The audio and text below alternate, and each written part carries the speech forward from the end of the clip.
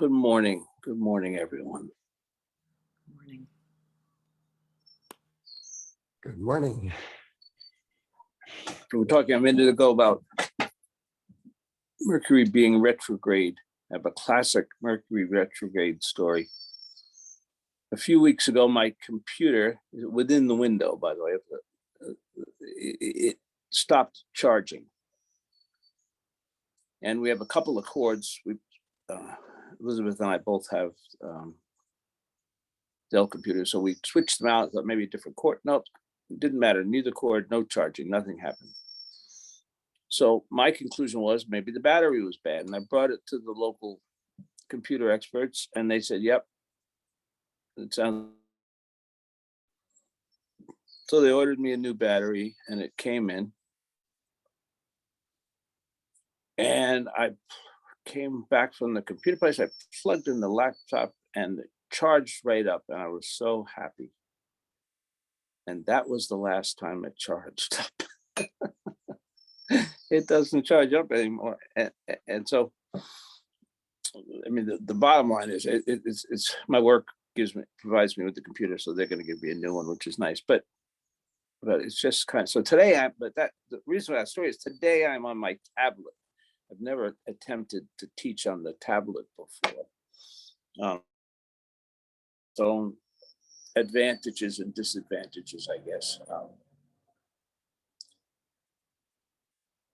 But there's a couple of passages I wanted to read you today. It's good that on the computer I could share the screen, and on this I've got to like put you away and open the things and all that, and so I will be doing that.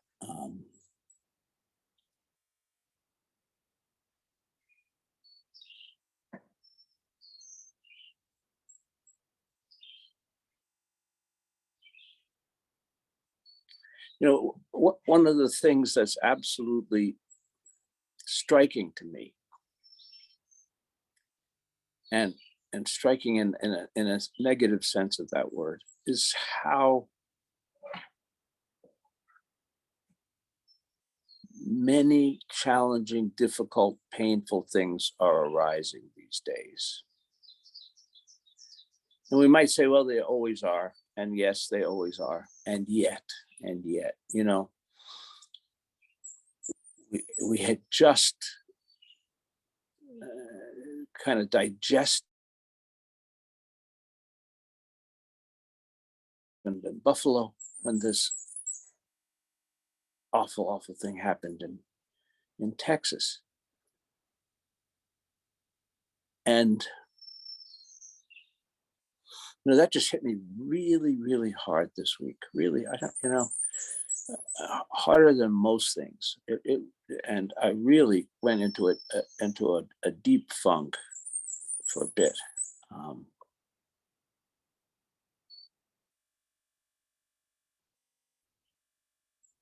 And part of what I'm going to talk about today is our natural reactions to things like this and our natural activity of compassion. If we are awake, if we are open, if we are allowing the world in, then we're going to be affected by it. Which goes to the first passage that I want to read you today. So now I got to figure out how to do this. I know, I think I'm just going to click and you're going to all disappear. Oh, it worked. Can you hear me? Someone needs to say yes. Yes. Yes, we hear you, Oh, Peter. okay. Thank you, because I can't see you now. I've got to do that. Okay, and now I'm gonna go here. I apologize for this, but so this, I get these little pieces from Tricycle. Maybe some of you, and it's not Tricycle, is it? It's Tricycle. Anyway, and this one is called Compassion Through Acceptance. And it says the power of acceptance can't be overestimated.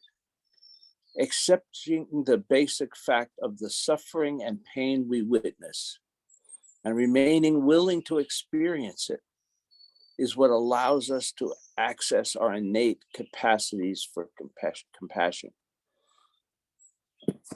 And that statement comes from Fleet Mall, whom some of you may know. Fleet Mall is a teacher in our White Plum lineage who also was an inmate incarcerated for many years.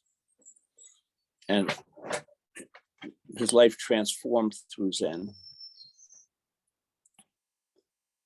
But that little passage caught my attention because he's using a word that is not typically a Buddhist word, acceptance. Okay.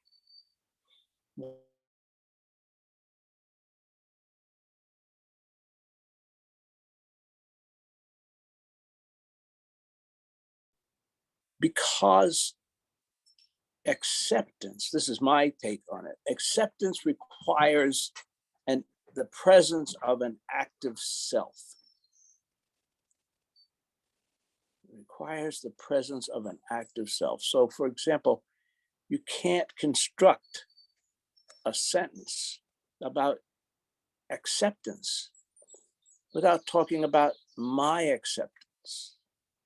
I accept this, I accept that, I don't accept this, I don't accept that. Acceptance is a psychological construct, a cognitive perception that's volitional. We allow something in, we give it space, we accept it, okay? So I was surprised to see Fleet Mall use that particular word. But what he says really is a little different. He says accepting the premise, if you will, that there is suffering, acknowledging and allowing that there is suffering.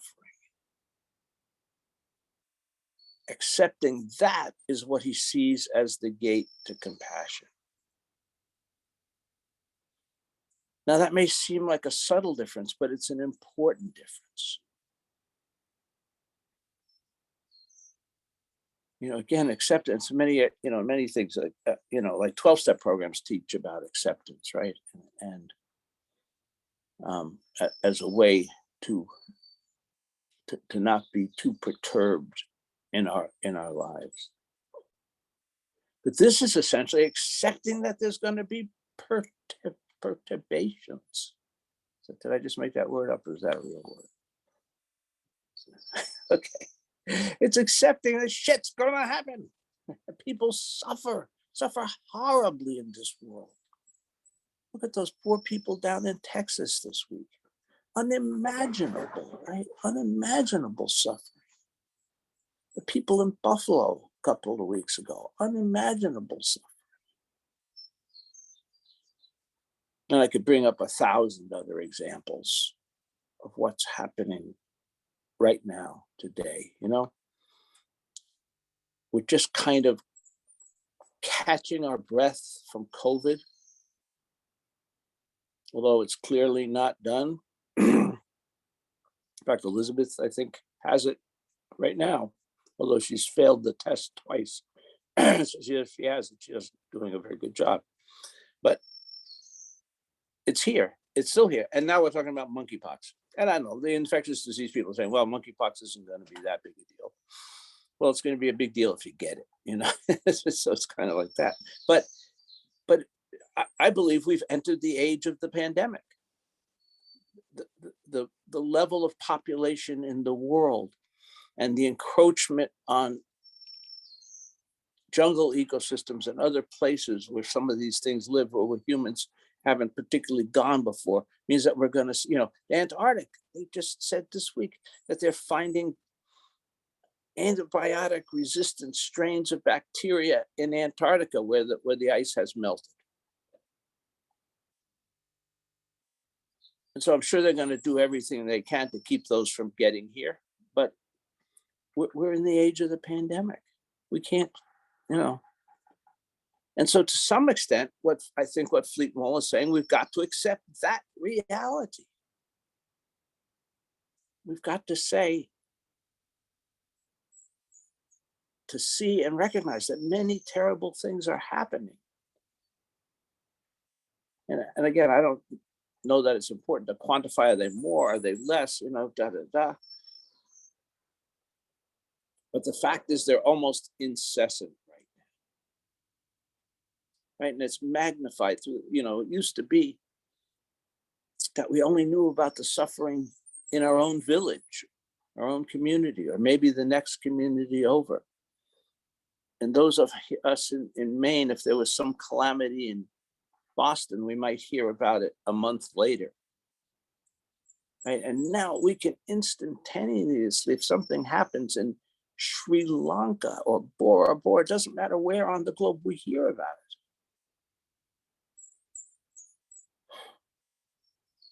it. And one of my theories is that we're just simply not, our hardwiring was designed in a tribal and a village culture, not a global culture. And so that we often are getting just completely overloaded beyond our capacity to recognize and absorb all the tragedies that come our way.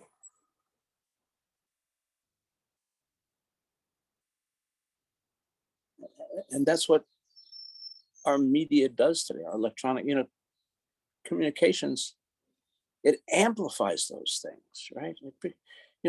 What brought me out of my funk the other day, I was just so, all these things upset me, but something about the thing in Texas just really caught me, and I was really down. And it was Elizabeth and I went away for a couple of days this week. We were in Vermont. It was beautiful, blah blah blah, and I just felt like the air had gone out of my balloon, as it were. What brought me out of it was that I got an email. I also get regular emails from the Zen Peacemakers Order. And I forget what the context of the email was. But then they in the email, they mentioned an organization, Green Faith. And I thought, okay, I hadn't heard of Green Faith. And what it turned out was that it's a community of people around the entire globe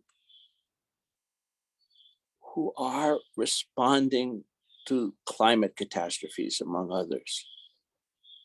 And I'm looking at this thing, and there are people in Malaysia, and there are people in Singapore, and all over the world. It's like, whoa, wait a minute, we're not talking about that. We talk about the tragedies, but we also don't focus very much on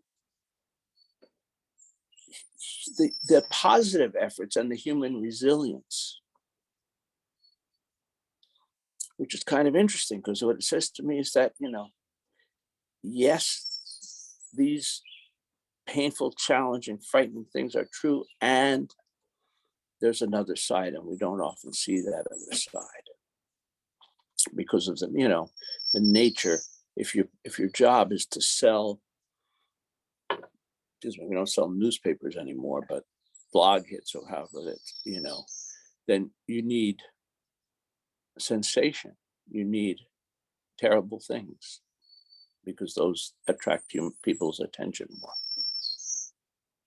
But that saying, back to the fundamental truth of what Fleet and Wohl is talking about, is we also need to be ready to, I wouldn't say accept, but I would say acknowledge the suffering. Acknowledge the suffering.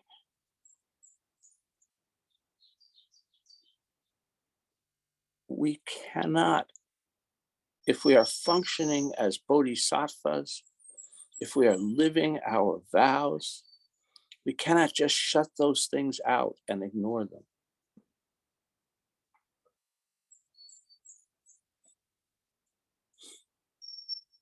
We must allow them in. And in so doing, we must allow them to affect us.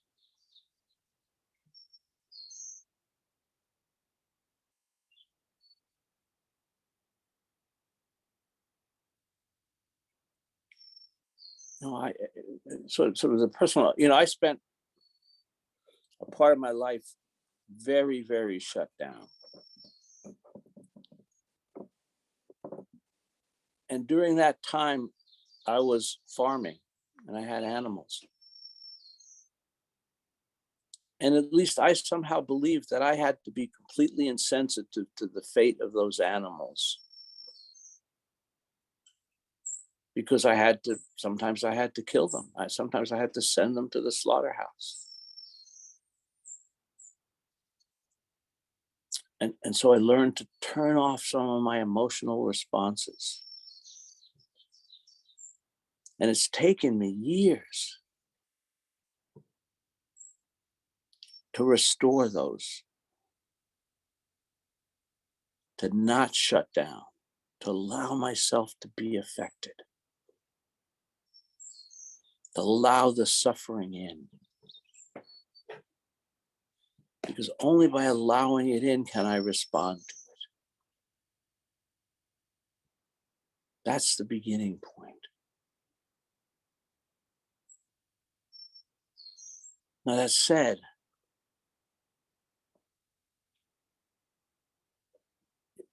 in general, I need to be also cautious not to get overwhelmed by it and incapacitated by it, as I did for a while back, whatever day it was, Tuesday maybe. And I was fortunate. I found something that was heartening and restorative to me.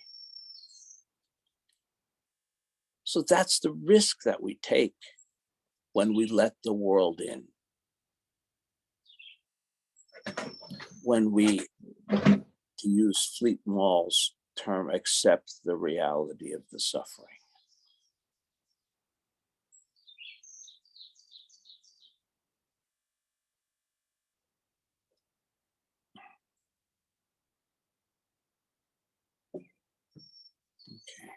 So I'm gonna flip over again.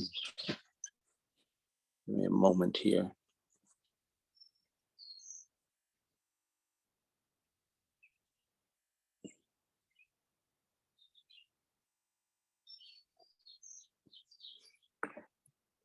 So the other thing I'm going to read comes from somebody named Anthony Shearing, I think is how he pronounces his name. And he says, a goalless practice is about being right here in each moment without any conceptual objective in mind. It means putting the brakes on constantly doing and starting to just be in the world as you are. It means putting the brakes on constantly doing and starting to be in the world just as you are.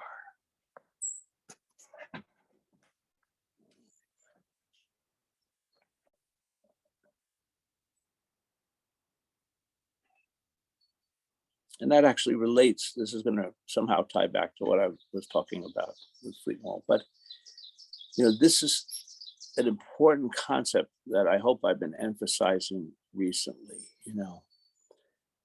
the non-separation with our actions, with our lives, the being completely immersed. It's a mosquito flying around in front of me. And talk about compassion. The Dalai Lama says it's okay to kill mosquitoes. So there it is. But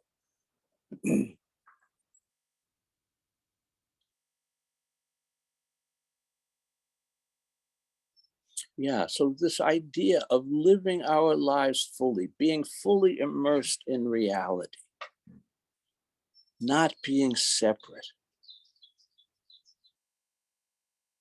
And it's, again, both simple and hard. Right? I'm trying to think of different examples this morning, that along this line. A very simple one is, I presume most people have at some point played something like baseball or softball, right?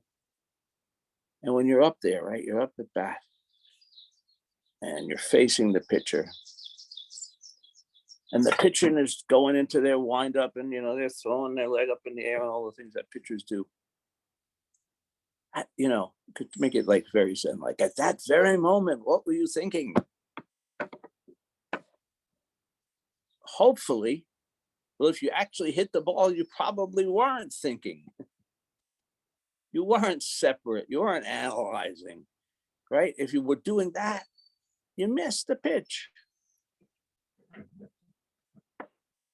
Right? The only way you're going to hit the ball is to be fully immersed. We've been talking about Kudo, the Zen archery. The only way to hit the target is to be fully immersed in the act of shooting the arrow. Fully immersed to the point at which there is no arrow and there is no target and there is no bow and there is no you. But we're actually doing this in our lives more than we're aware of.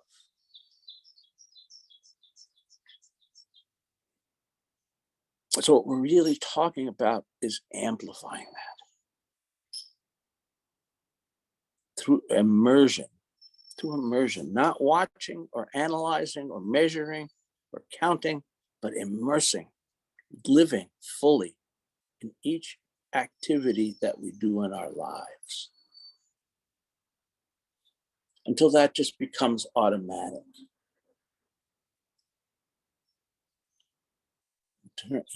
And I would say, well, we have to think sometimes. Yes, but when we think, really think, right? That's being, not doing.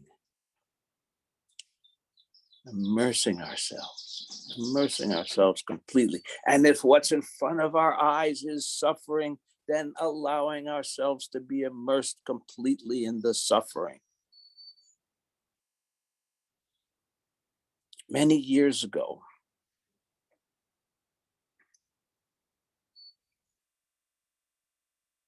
I was doing one of my counseling internships at a residential hospice in Vermont.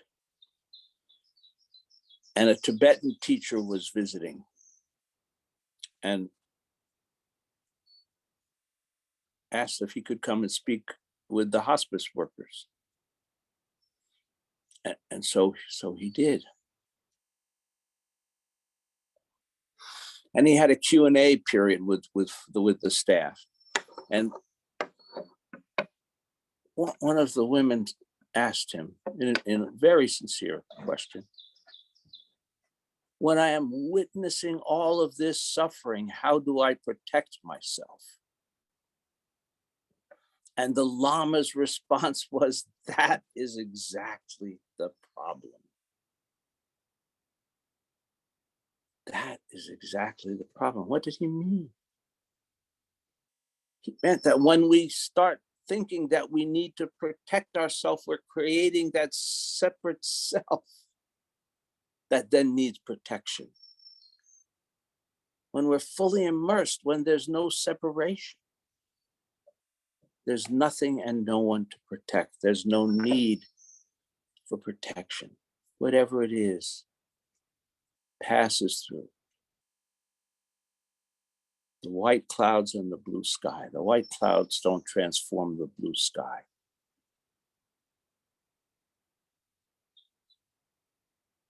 So he was referencing the same idea. Giving ourselves completely, not holding back, fully being.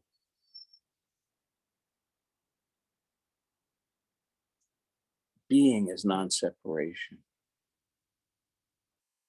Doing is separate. The same way that acceptance is separate. Right.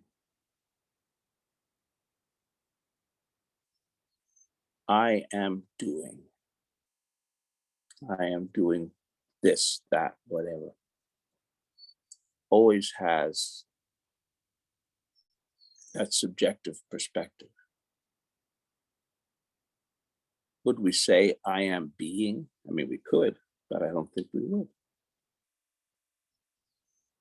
Right? It doesn't have that being, it doesn't have that sense of subjectivity of the separate self. It's immersion.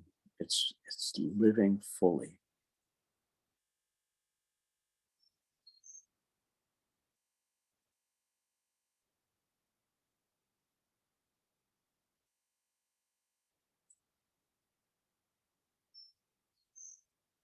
I would love to say that I believe things are going to get better, but I don't believe that. I see no reason to believe that, unfortunately.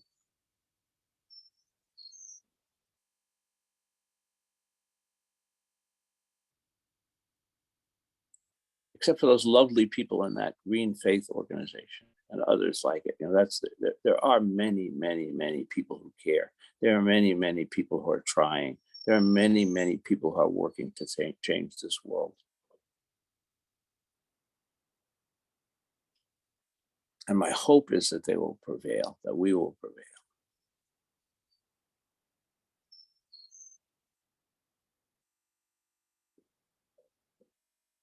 But there's no magic bullet here, no magic pill. The fact of the suffering is incontrovertible, and it's not going away tomorrow.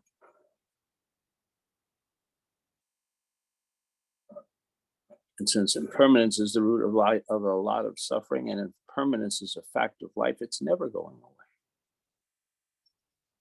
Right? It's part of what it may get worse, it may get better, but it's always there, and it always has been there. So our path is to engage. Our path is to not separate. Our path is to feel, allow it to happen. When we're grieving, allow the tears.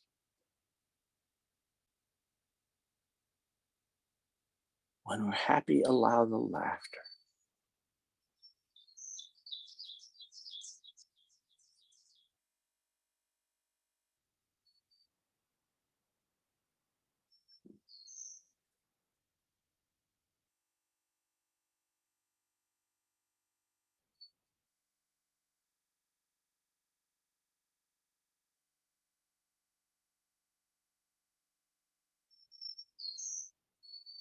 We can waste a lot of energy, a lot of our lives fighting that reality.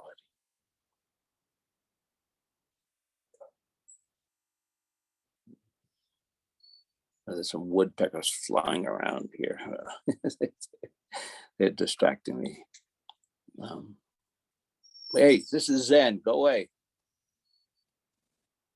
Okay, so now I see they took me off my chain of thought. It's kind of a disjointed chain anyway. Yeah. We've got to be. We've got to get in with both feet. We've got to not hold back. We've got to allow ourselves to feel and to live. And ultimately to heal.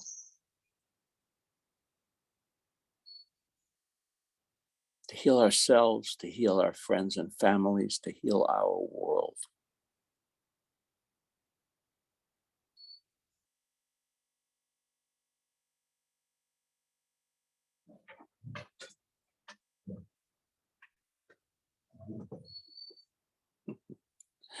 I'm going to stop because Willie's getting upset about the woodpeckers. I think he's telling me it's time to pause.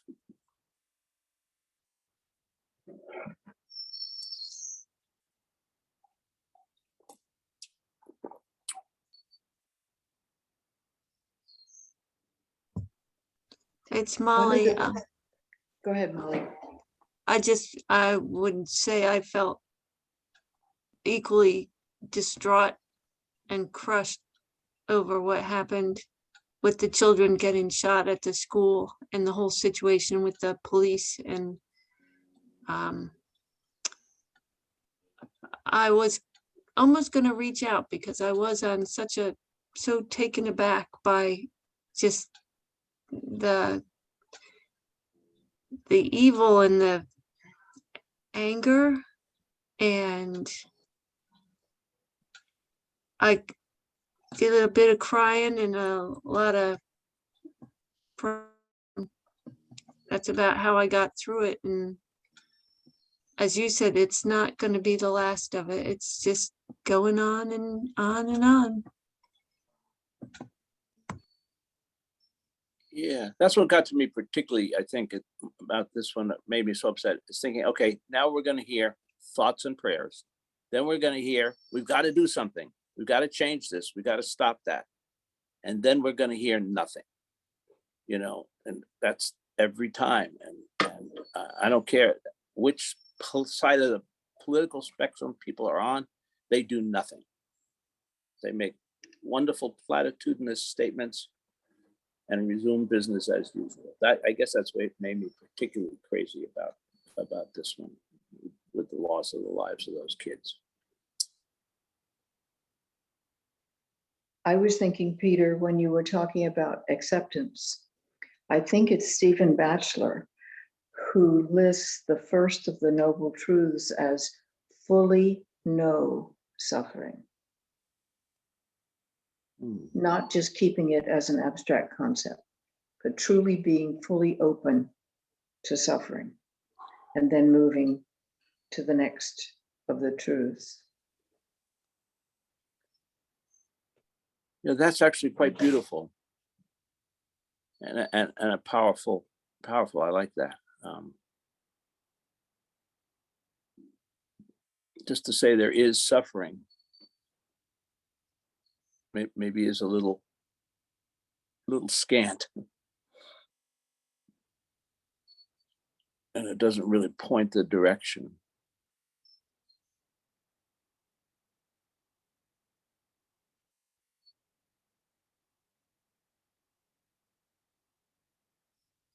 And that's hard, right? That's hard. That's really hard.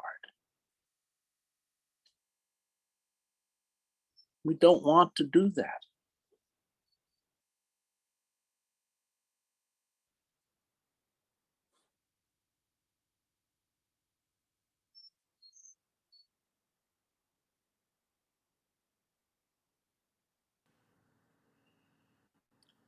After the was it Newtown, Connecticut, where the children were slaughtered first, I remember thinking, well, this is going to do it. These poor innocent little children, this is going to change things. And as you said, of course it didn't. And that does make this last one more difficult to sit with. And I know we have talked a number of times over the years about, when are we just going to take to the streets and take charge?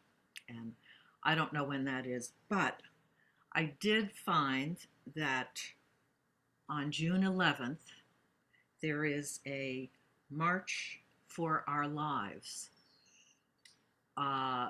It's in Washington, D.C. The main one is in Washington, D.C., but I went to the website and put my zip code in and found out that in Portland, there's a march from 12 to 2 on that day on Congress Street, which I will go to and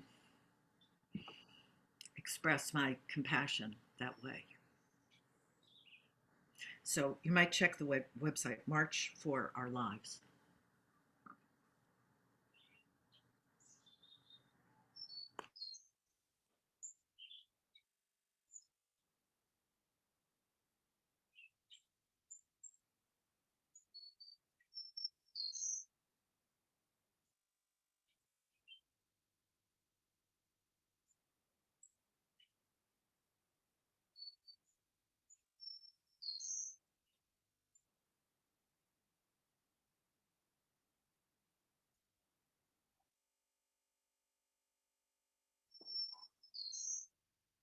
And I encourage people to visit the Zen Peacemakers site and maybe ask to be, they have a mailing list newsletter kind of thing that you can sign up for.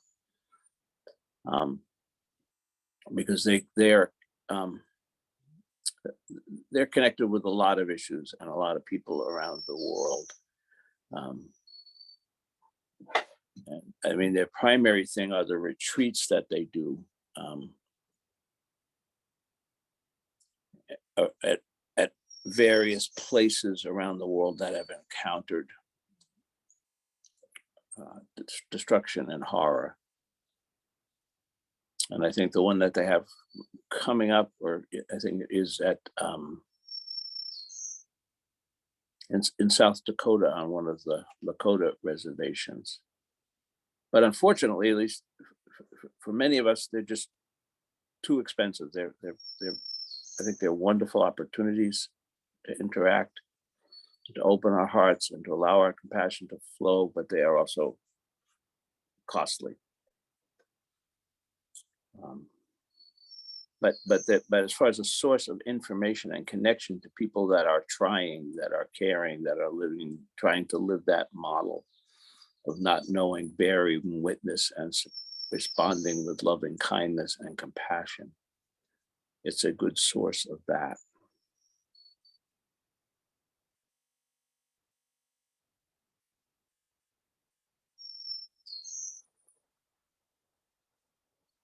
Because that's the final piece, right? That, opening up, experiencing, feeling it, but then what do? We need to respond with loving kindness and compassion. And that doesn't dictate any particular response. Right? I mean, Susan mentioned the march, and some of you may be called to do that. And others of you may be called to do other things. I don't know, write letters or make donations or talk to friends and neighbors. I don't know. The loving kindness and compassion doesn't dictate the form. It just creates the possibility. And each of our hearts dictate the form. What do we feel called to do? And it might be nothing.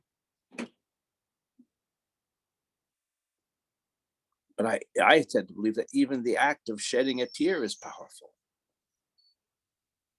Even the act of acknowledging, connecting with and feeling that pain is powerful.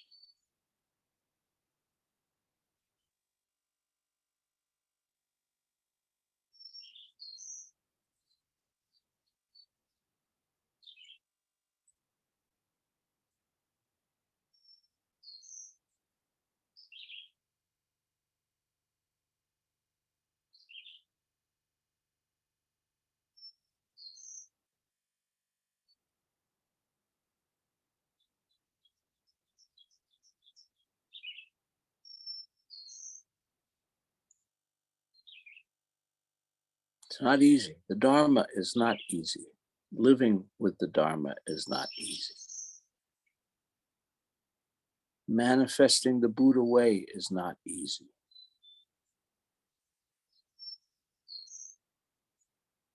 I think that's one of the really common misconceptions that we have in this culture, is that somehow through Buddhist practice, it's all going to go away. We're going to have this perfect equanimity all the time. And it's simply not true.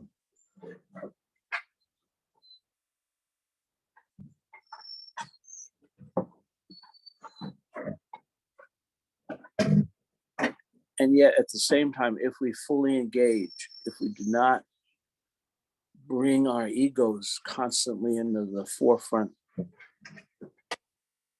it gives us a kind of resilience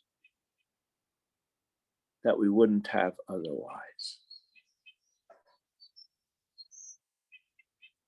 If we're upset because others are suffering, not because I am suffering, that's a very, very different thing. It's very different to be focused on the world and the suffering in the world rather than our own suffering.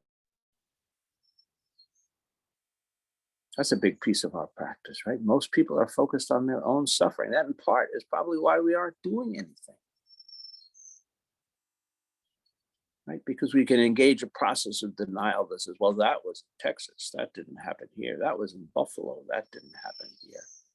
You know, or I've got my guns, so just come and try it, sucker. You know, I mean, you know, this kind of personalizing it all. So what is happening to me is all that matters.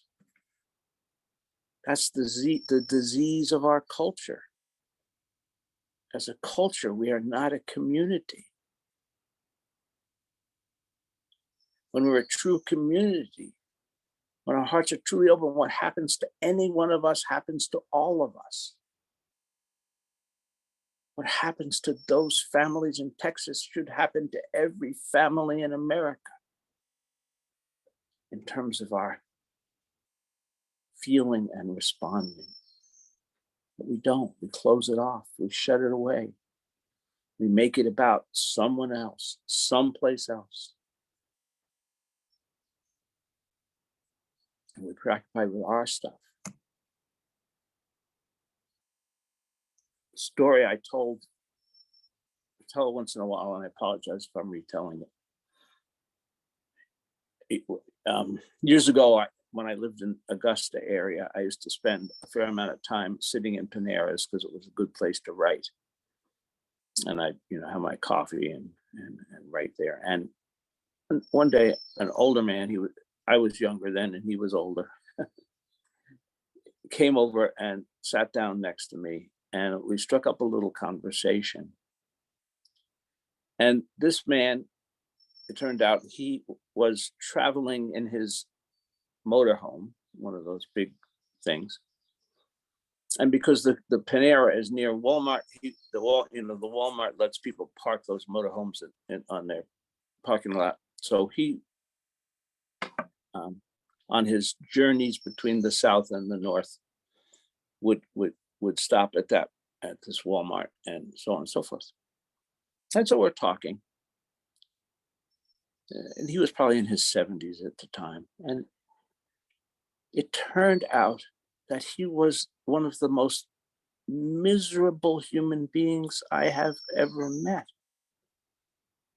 Why was he miserable? He's retired. He's got a huge motorhome. He and his wife are spending their life traveling.